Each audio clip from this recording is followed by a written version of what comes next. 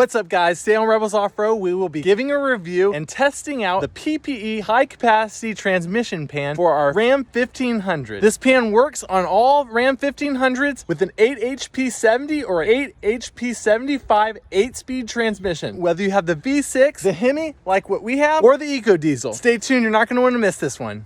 Alright guys, so we're out here at Transmasters. We dropped our Ram 1500 off to get a high capacity oil pan on it. We had some overheating issues with it when we were towing out at Suburban Estates. The sugar sand and stuff just really was working that transmission hard, so we need some extra cooling capacity. We got the PPE high capacity transmission pan, and we're hopeful that that's going to help us keep the transmission nice and cool. We're just about to go pick up the Ram, and we'll let you know how it does. Alright, so we're going to check out the pan.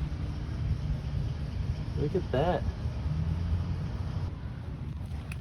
Not bad. Not bad, not bad.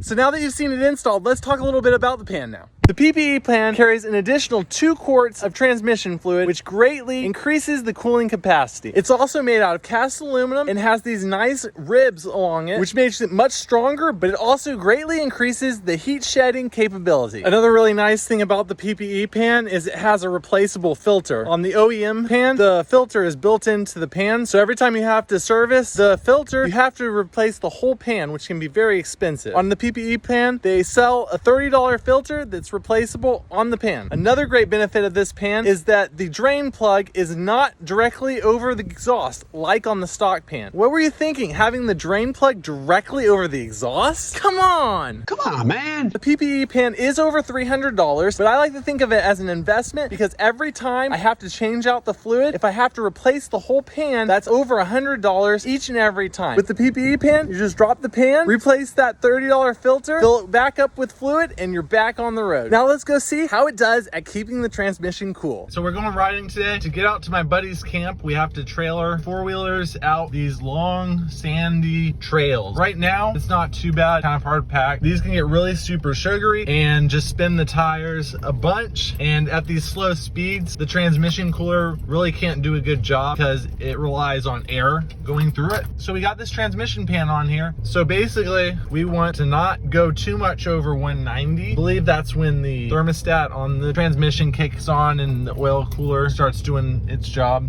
So when we were having our overheating problems, we actually got up above 240, which is just causing immense damage to the transmission, and we really don't want to do that. So as long as we stay at 200 or below, we'll be happy with that. It won't significantly increase the damage to our transmission. The hotter you go above 200, the more wear and tear there will be on your transmission. We want our transmission to last as long as possible, so we want to keep it under 200 degrees. So right now, we're keeping pretty nice and low, about 188 steady. Here on Main Trail, it's a little bit torn up, as you can see. So this is gonna be a little bit better of a test for the transmission pan. It's pretty rutted out. So let's see how we can make it through here and how the transmission pan does.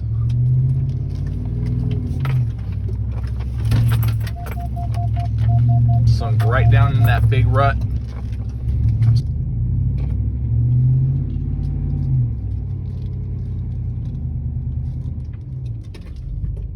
We were actually almost stuck for a second. I have it in 4-wheel low and all 4 tires were spinning, barely making any progress for at least 3 or 4 feet like that. So getting a little hot, kind of typical with that type of situation. It's now dropping back down pretty easily, kind of sitting there at that 200 degree mark, which isn't so bad. We're only towing just under 3,000 pounds, well below the rated capacity of this Ram, which is about a little over 9,000 pounds, I believe. So keep that in mind. We're not loading this up really super heavy. Obviously, this pan will do even better job of cooling it when it's loaded up more. When you really load up these Rams and tow with them, that's when you're going to see those high temperatures. Now, no matter what Ram tells you, these trucks are not designed to be towing at max capacity off-road in 4-wheel drive. The transfer cases just won't hold up to it, and the transmission will overheat, as we found. This transmission pan actually makes it more capable off-road towing a trailer. So there are a couple other things that you can do to your transmission to increase its cooling. You can install a thermostat block-off plate, which basically eliminates your thermostat on your transmission, routing the fluid directly through your cooler and back into your transmission. This will significantly lower your temperature because it won't go through all those heat cycling to get it to the prescribed operating temperature that Ram wants. Really, this is just an emissions Okay, don't hurt yourself. Really, this is just an emissions trick to get that oil viscosity to that certain level. It's mostly to save gas, but it really doesn't make that big of a difference. I mean, it probably makes 0.0001% difference, but hey, if that's worth it to you, absolutely keep your thermostat. But for me, keeping my transmission happy and healthy for a long period of time saves me more money in the end. So we might install that block off plate in a later video, but for now, this transmission pan is doing its job in keeping our transmission at or below 200 degrees, and we're very happy with it. So I really think this pan was worth it for me. We already had to replace the pan to replace the filter anyways, and we needed extra cooling capacity. So this PPE pan really came in handy with lowering those temperatures down, increasing the fluid capacity, as well as having a replaceable filter. So I highly recommend it if you have a Ram 1500. So I have a link down in the description to where we bought the pan. Shout out to Alligator Performance who hooked us up with a great deal on this pan. This video has been brought to you by 10 Penny Nails, Lime Green Jello, and the number 96, which is just like 69, only better.